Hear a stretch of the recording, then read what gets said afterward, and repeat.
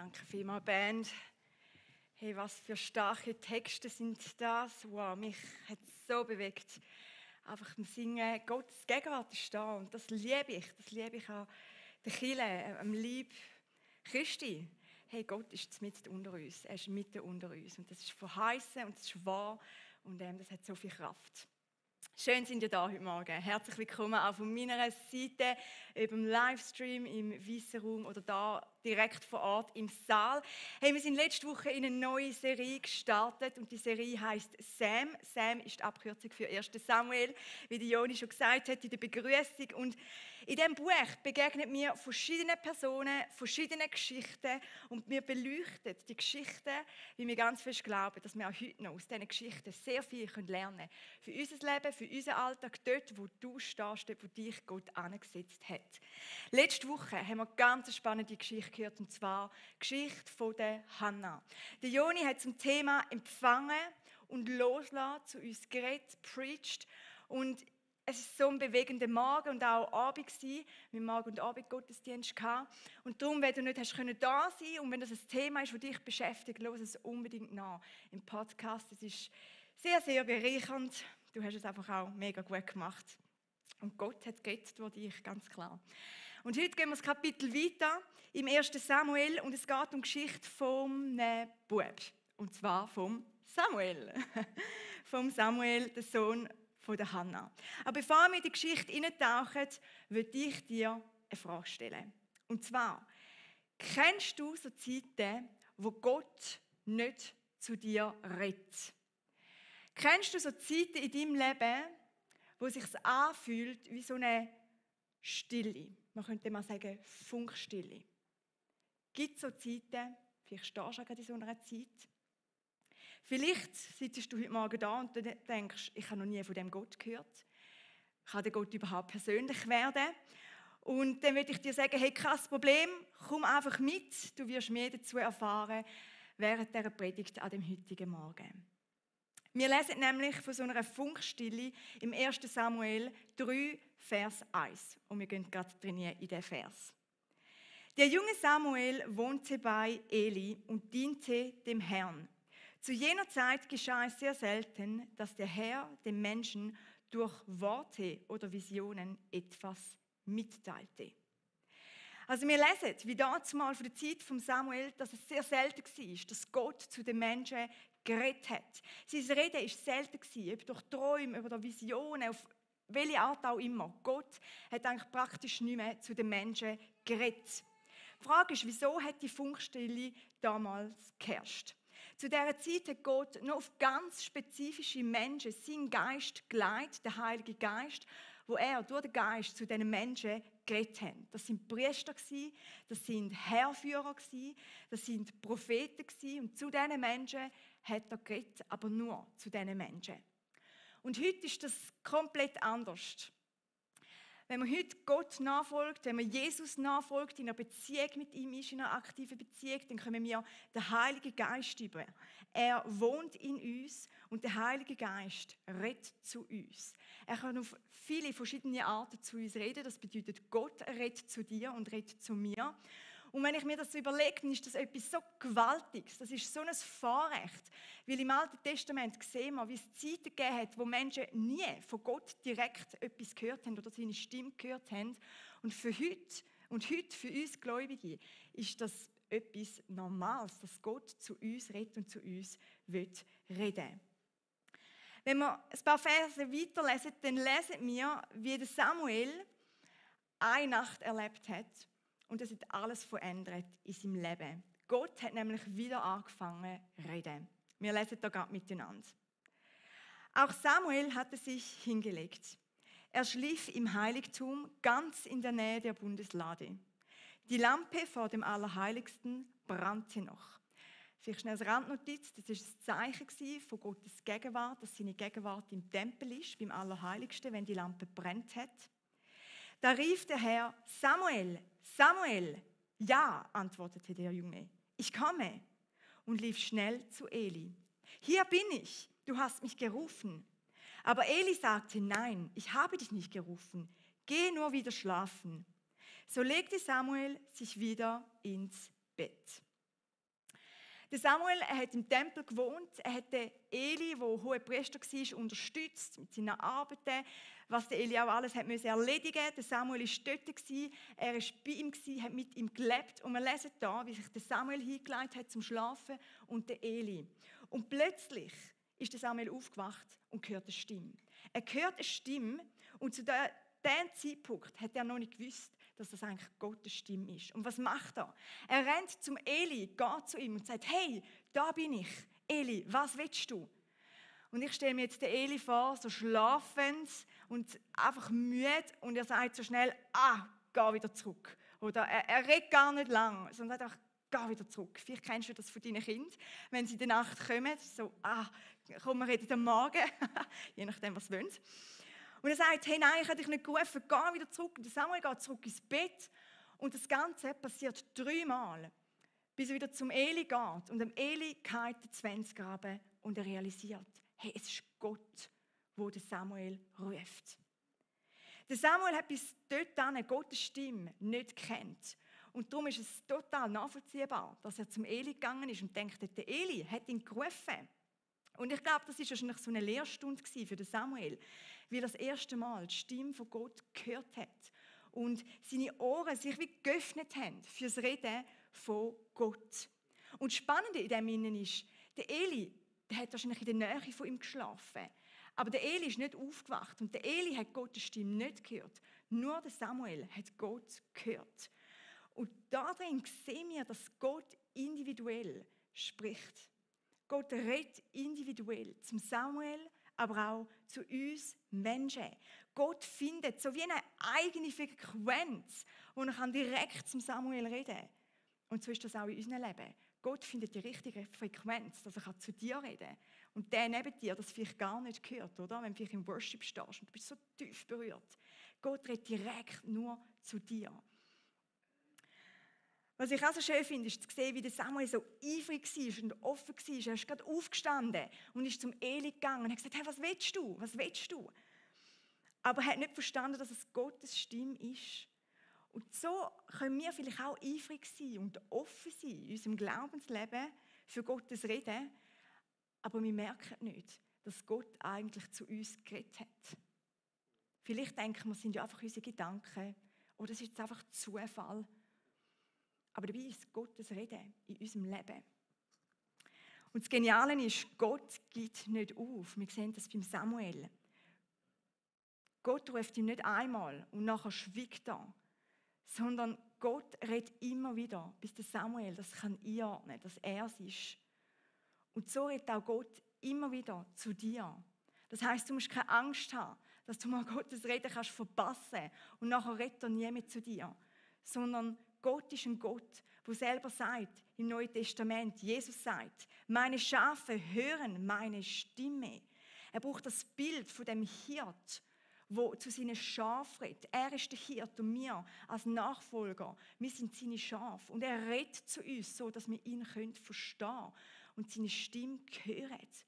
Oder auch, wo Jesus sagt, kurz bevor er die Erde verloren hat, sagt er noch zu seinen Jüngern, der Heilige Geist wird euch an alles erinnern, was ich euch gesagt habe und gelehrt habe. Also der Heilige Geist redet mit einer lauten Stimme bis zum heutigen Tag in uns und er erinnert uns an all das, was Jesus die Jünger gelehrt hat und somit auch uns mitgeben will.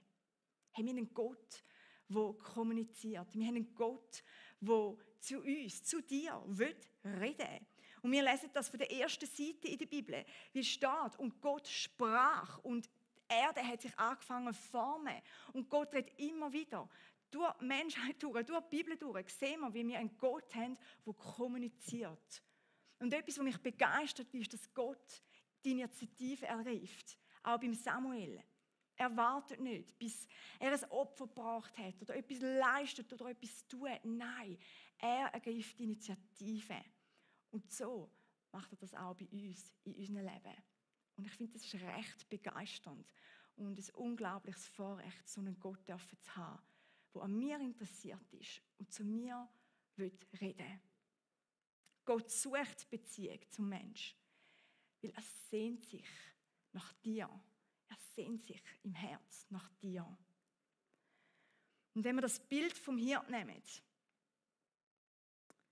dann sehen wir, wie der Hirt zu den Schafen redet, weil er will den Schafen Führung geben. Er will Richtung geben. Er will Zuwendung geben, Nähe, Liebe, Geborgenheit. Und schaut, ich merke immer wieder in meinem Leben, hey, ich brauche so ein frisches Wort von Gott direkt. Es ist ein Unterschied, ob mir irgendeine Person einen guten Rat gibt, einen guten Tipp gibt oder ob ich direkt von Gott höre. Wie sein Wort, sein Reden, das zündet etwas in mir an. Hey, wenn er zu mir redet, dann kommt neues Leben in mein Leben. Sein Reden macht einen Unterschied in meinem Leben. Und das ist ein enormer Gewinn. Das ist ein enormer Gewinn. Ich habe mich in den Vorbereitungen gefragt, wieso hat denn Gott genau zum Samuel geredet? Es hat ja noch viele andere Menschen gegeben. Und leider lesen wir nicht ganz so viel darüber.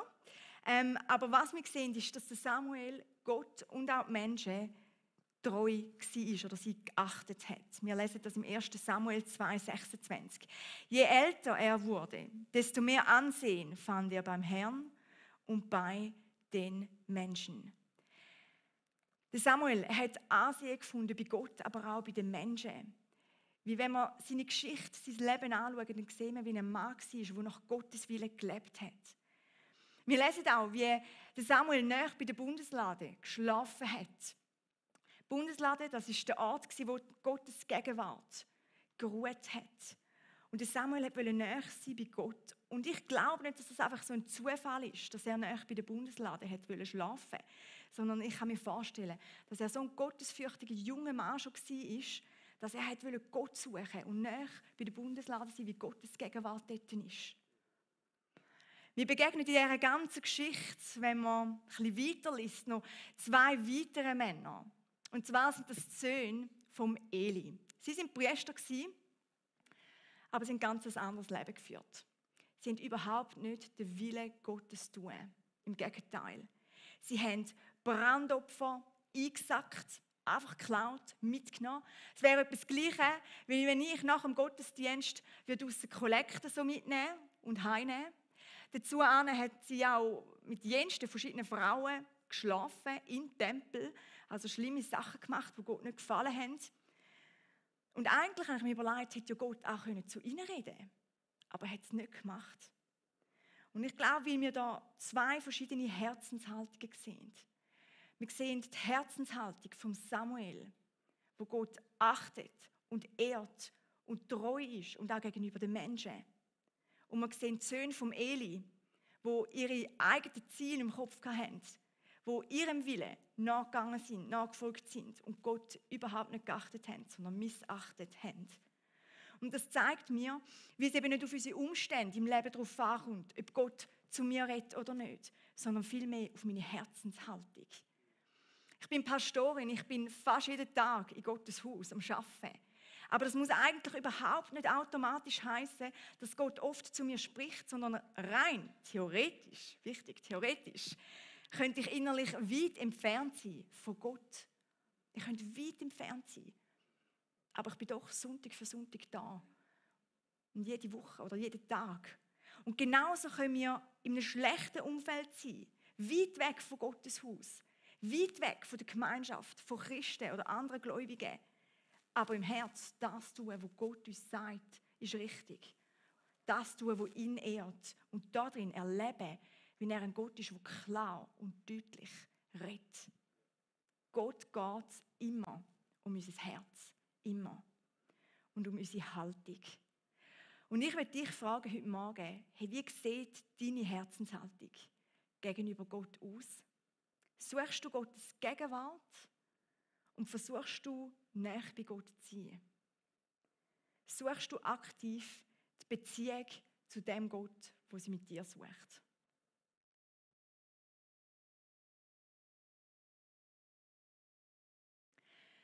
Es kann auch in der heutigen Zeit Zeiten geben, wo es so Zeiten von der Funkstille gibt, wo Gott nicht redet. Und ich möchte ein paar Punkte erwähnen an dem heutigen Morgen. Das ist jetzt nicht eine fertige Liste, aber ein paar Punkte. Wieso, dass das ein Grund sein oder ein Teil, wieso dass Gott vielleicht ruhig ist. Der erste Punkt, wieso dass wir manchmal Gottes Reden nicht hören, ist simpel, aber so wahr, und zwar, wenn wir abgelenkt sind. Wenn wir uns zu fest mit Sachen beschäftigen und Gott überhaupt keinen Raum mehr schenken in unserem Leben, dann wird es schwierig, Gottes Stimme zu hören. Gott redet vielleicht noch, aber es kommt nicht durch bis zu uns an. Wenn wir ihm keine Priorität schenken, wenn wir nicht aufmerksam sind, wenn wir keine Zeit für ihn nehmen. Ich kenne das von unserer Kommunikation in der Ehe. Ich würde sagen, wir sind ziemlich gut im Kommunizieren, oder? Ja, wohl, ich finde auch. Aber ich kenne das, wenn zum Beispiel Joni am Handy ist, oder? Er ist gerne am Handy, weil er Bibel liest. Er leitet ja schließlich bibelintensiv, er hat viel Bibel zu lesen. Und dann gibt es den Moment, dass ich mit meinem Mann rede und plötzlich kommt das Handy noch führen und er fängt irgendwie an, Bibel zu lesen, natürlich. Und wenn ich ihn später frage, was ich gesagt habe, kann er sich an nicht mehr viel erinnern. Sorry, Joni. Oder? Und das ist so ein kleines Beispiel, wie man abgelenkt sein kann. Man kann abgelenkt, jemand redet, aber man ist abgelenkt und es kommt nicht an. Hey, und so ist es genau gleich bei Gott. Wir hören ihn nicht, wenn wir abgelenkt sind. Ich glaube, wir werden ihn viel weniger wahr, wenn wir abgelenkt sind. Und ich glaube, ein Stück weit ist das uns allen klar. Aber ich merke heutzutage, wie schnell unsere Leben so voll sind und wie schnell unser Fokus von anderen Sachen abgelenkt wird oder zu sich gezogen wird, wo einfach Leute rufen. Und ich glaube ganz fest, wenn wir Gottes Stimme hören wollen, dann müssen wir ihm Raum geben in unserem Leben. Ein zweiter Punkt ist, wir lesen in dieser Geschichte von Eli seinen Söhnen. Und zwar haben sie bewusst in Sünde gelebt. Obwohl sie im Tempel Priester waren, obwohl sie nahe beim Heiligtum waren, haben sie Gottes Stimme nicht gehört. Wie sie nicht nach Gottes Willen gelebt haben und wie sie bewusst gesündigt haben. Sie haben schlimme Sachen gemacht, üble Sachen gemacht.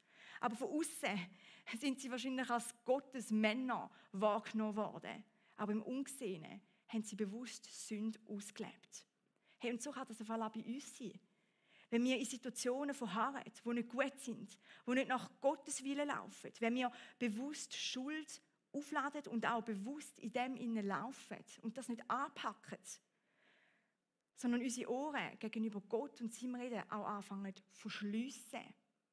Und dazu müssen wir wieder Buße tun, neu umkehren und Gott nachfolgen, seinen Weg neu nachfolgen.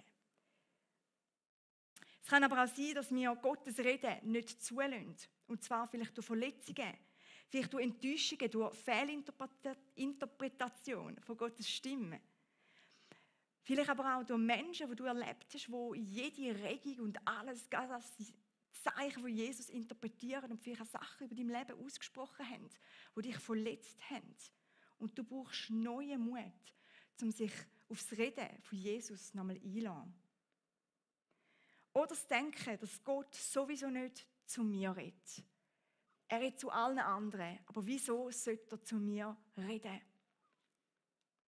Und das kann damit zu tun haben, dass du dich nicht als wertvoll genug siehst, als würdige, geliebte Tochter oder würdiger und geliebter Sohn von Gott.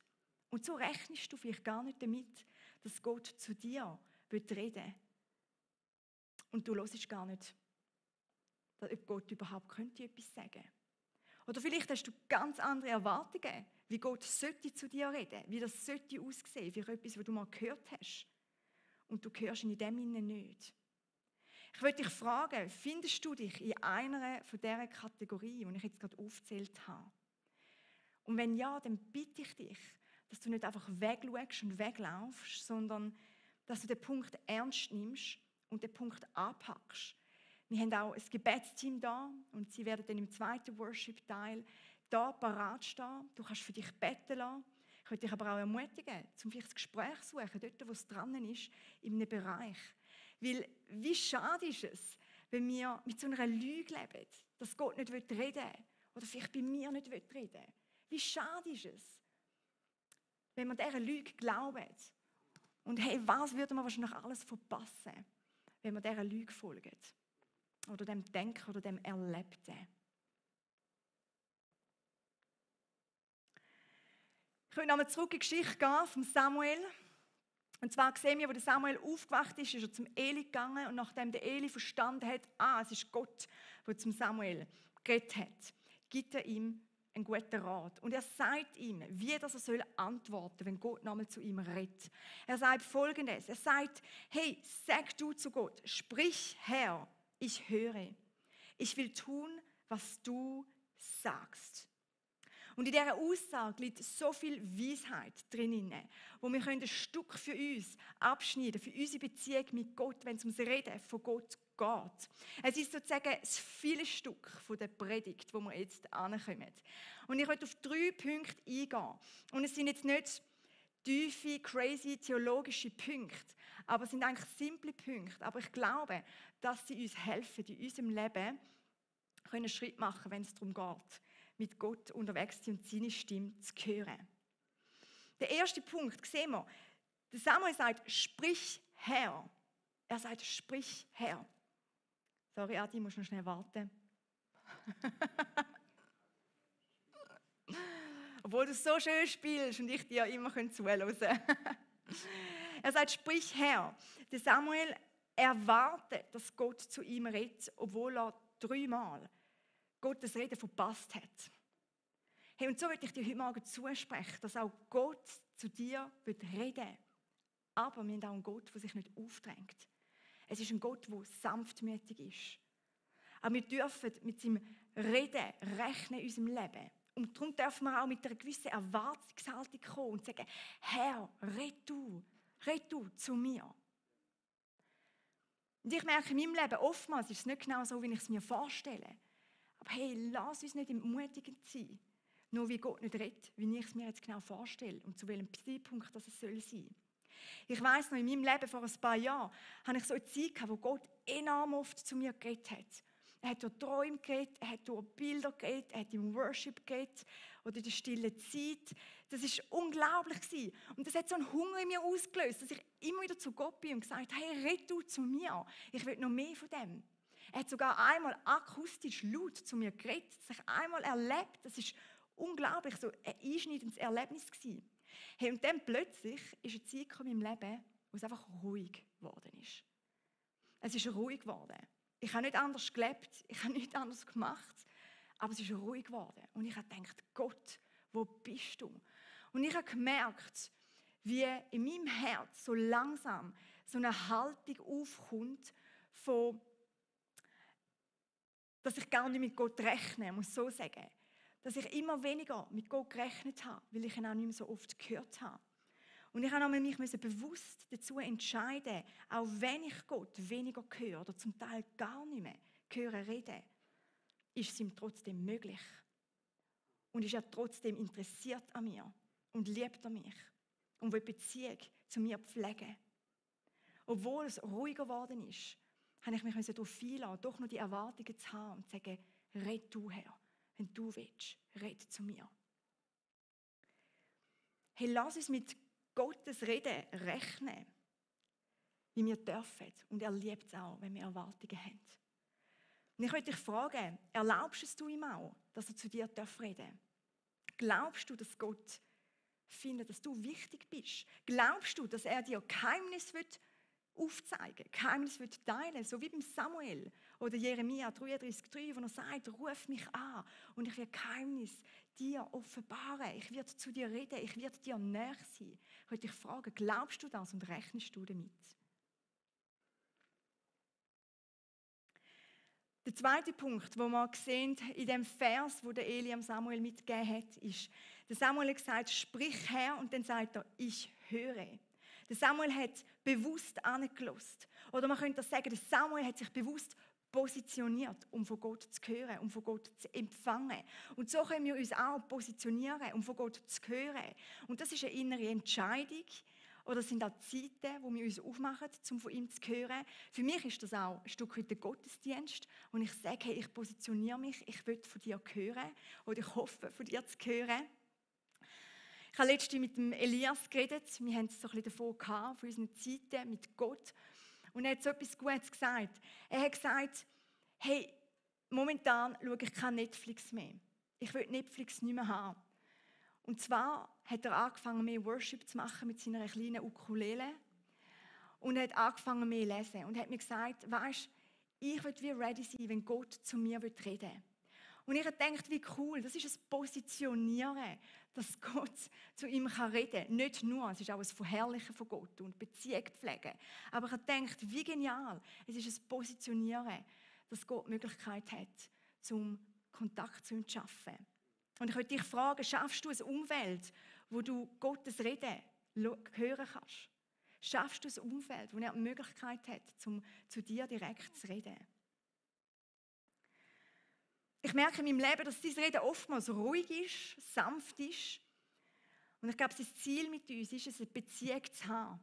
Und das bedeutet auch so eine vertraute Nähe mit uns zu haben. Und da drin ist das laute Rufen, ich sage jetzt mal so ein bisschen militärisch Rufen, nicht sehr förderlich, sondern es ist vielmehr eine intime Beziehung zu uns Menschen, so eine Vater-Kind-Beziehung. Ich habe ein Foto mitgebracht, das das so schön ausdrückt. Oder Vater-Kind, die Intimität, die er mit uns haben will und darum ruhig und sanft mit uns redet. Ich möchte dich fragen, wie laut ist es in deinem Alltag, um die ruhige und sanfte Stimme zu hören? Und auch wenn es laut ist, möchte ich dir sagen, hey, Gott weiss um deine Situation, auch wenn du vielleicht gerade einen mega Stress hast, vielleicht wenn es dir sogar schwerfällt, das kenne ich auch, und er sieht dein Herz. Und wie ich vorher gesagt habe, schlussendlich geht es ums Herz. Es geht um unsere Herzenshaltung. Und doch müssen wir uns immer wieder die Frage stellen, bin ich auch bereit zum Hören? Bin ich bereit zum Empfangen? Oder was kann ich tun, um mir Möglichkeiten zu schaffen, dass es still wird? Und ich komme zum dritten Punkt. Und da sagt Samuel, ich will tun, was du sagst. Und ich finde, das ist der herausforderndste Punkt für uns, oder der herausforderndste Teil für uns. Sind wir auch bereit, das zu tun, was Gott sagt, wenn er zu uns redet? Sind wir ready, um auch diesen Schritt zu machen und das zu tun, wenn er zu uns redet? Wie gesagt, wir können näher bei Gott sein, wir können im Gottesdienst sein, wir können in der Small Group sein, aber innerlich können wir so weit weg sein, so wie am Eli seine Söhne. Sie waren im Tempel, aber sie sind weit weg von Gott. Vielleicht treiben wir nicht gerade so schlimme Sachen wie die. Und schaut, wir haben das Evangelium von der Gnade. Und das ist ein riesiges Geschenk. Ich muss keine Leistung bringen. Wir sind erlöst durch Gnade. Meine Sünden, sie sind mir vergeben worden. Und das ist die gute Nachricht. Und wir müssen nicht für alles zu Jesus rennen und uns schuldig fühlen und uns anklagen und überhaupt, sondern Jesus hat uns eine Freiheit gebracht mit dem Evangelium, das er uns errettet hat. Aber die Bibel zeigt uns trotzdem ganz klar, dass wir Gottes Wort ernst nehmen sollen und dass wir danach handeln sollen. Zum Beispiel Jakobus sagt, allerdings genügt es nicht, seine Botschaft nur anzuhören. Ihr müsst auch danach handeln. Alles andere ist Selbstbetrug. Das zeigt uns, Gottes Wort ist mehr als einfach ein guter Ratschlag, als nur ein Tipp of the day, oder? Sondern, hey, das ist das Buch, das sind Gottes Wort, wo uns den Weg zum Leben zeigt. Und die Verse, die fordern raus, die fordern auch mich raus. Aber sie fordern uns raus, um unser Leben nach Jesus zu richten, auszurichten.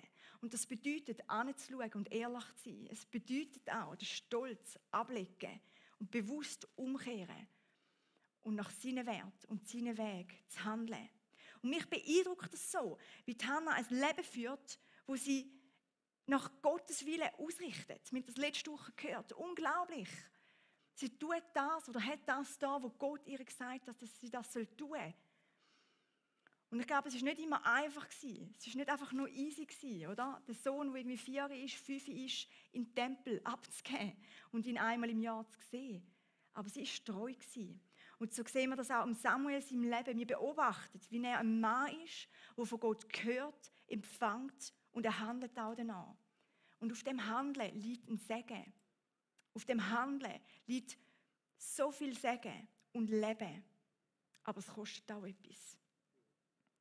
Und ich merke immer wieder, wenn wir Gottes Liebe zu uns sehen, wenn wir Gottes Liebe wirklich verstehen und erleben, und wenn wir verstehen, dass er ein Interesse hat an mir, wenn ich verstehe, dass seine Absichten gut sind und dass ich ihm darum vertrauen kann, dann ist auch automatisch oder kommt immer mehr das Bedürfnis, dass ich seinen Weg gehen will, dass ich seinen Willen zu meinem Willen machen. Weil ich weiss, hey, er hat die besten Absichten. Weil ich weiss, seine Wege sind besser als meine Wege.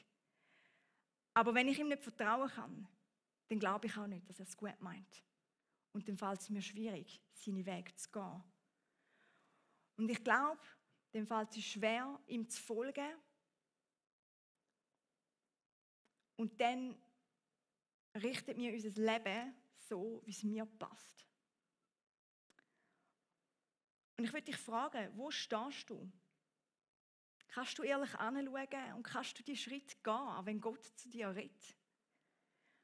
Und wo ist es vielleicht nochmal dran, dein Gottesbild nochmal neu zu hinterfragen? Auch da mit einem Gebetsteam. Hey, und sie können für dich beten, wenn es darum geht, vielleicht am Gottesbild nochmal etwas Neues zu erneuern oder nochmal etwas Neues zu festigen. Die Frage ist jetzt, wie können wir unsere Ohren im Alltag für Gottes Reden öffnen? Wie können wir das? Und ich habe da 2, 3 Punkte mit dabei, die ich zum Schluss noch bringen möchte, ganz praktisch. Und zwar brauchen wir in unserem Alltag immer wieder Inseln. Inseln, um Gottes Stimme zu hören. Ich glaube, das ist jetzt so über die Predigt immer wieder rausgekommen. Gerade in dieser hektischsten Zeit brauchen wir Ruhezeiten. Und ich glaube, der grösste Feind ist nämlich Stress, überfüllte Agendas und dann hören wir Gottes Stimme nicht. Ich brauche Ruhezeiten mit Gott, damit ich näher an seinem Herz bin, damit ich sein Herz und sein Herzschlag für mein Leben kann hören. Und ich merke, ich persönlich habe das am liebsten am Morgen früh, wenn alles ruhig ist, oder am Abend spät, wenn alles ruhig ist und dunkel ist, weil ich mich dann so gut auf Gott fokussieren kann. Und schaut, manchmal ist das einfach auch ein Aushalten mit Gott. Ich bin mit ihm, manchmal bin ich einfach ruhig und manchmal will ich am liebsten nach 2 Minuten das Handy zücken und irgendetwas machen.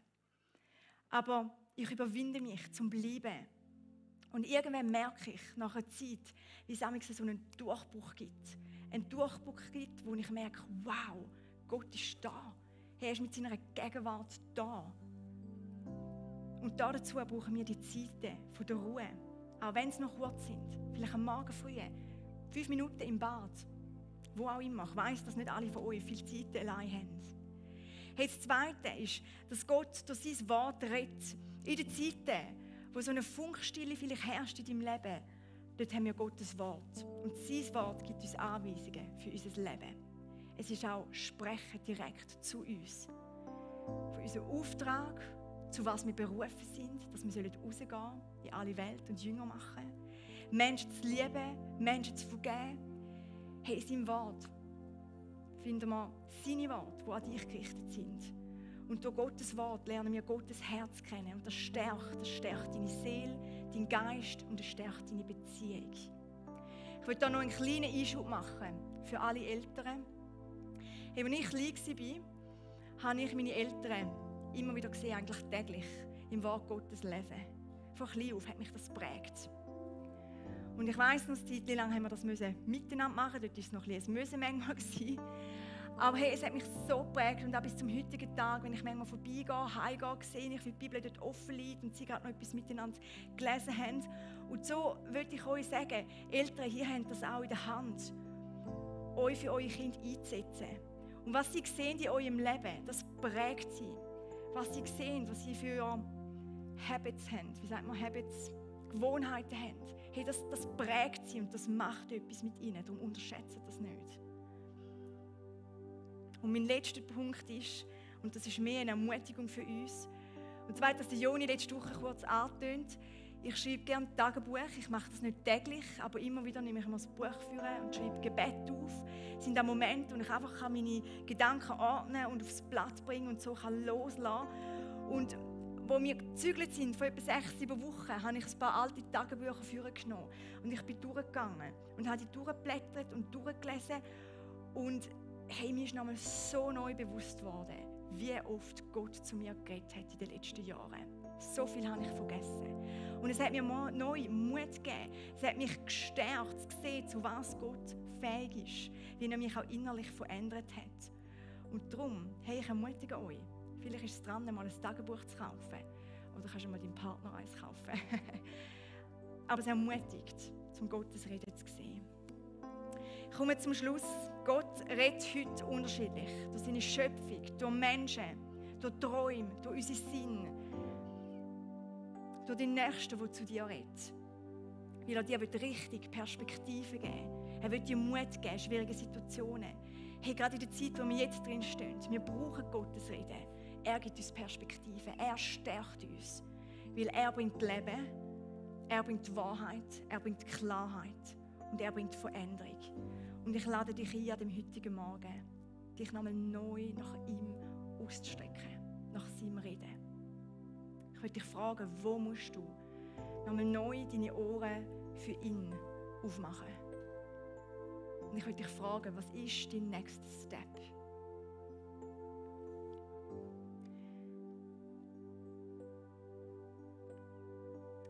Wir gehen jetzt in eine Gebetszeit, in eine Anbetungszeit. Das soll eine Zeit sein, die wirklich für dich und Gott ist. Wo du dich auf ihn einlassen kannst, wo du ihn verehren kannst, wo du von ihm empfangen darfst, wo du ihm Sachen sagen kannst, die dich beschäftigen. Und wir haben ein Gebetsteam und sie sind bereit für euch zu beten. Und schau vielleicht gerade dort, wo du Gott schon lange nicht mehr gehört hast, oder vielleicht merkst du, dass du innerlich wie nicht durchdringst. Dann will ich dich ermutigen, geh und lass für dich beten. Sie können auch für Eindrücke hören, für Bilder hören. Und das ist auch eine Art und Weise, wie Gott zu dir redet. Gottes Stimme, die durch Menschen zu dir redet. Ihr könnt das in Anspruch nehmen, natürlich auch für andere Sachen, die dich vielleicht beschäftigen. Ihr könnt einfach hinausgehen und dort wartet sie auf dich. Lasst euch das nicht entgehen, das ist so wertvoll. Ich will zum Schluss noch beten und ich lade euch ein zum Aufstehen.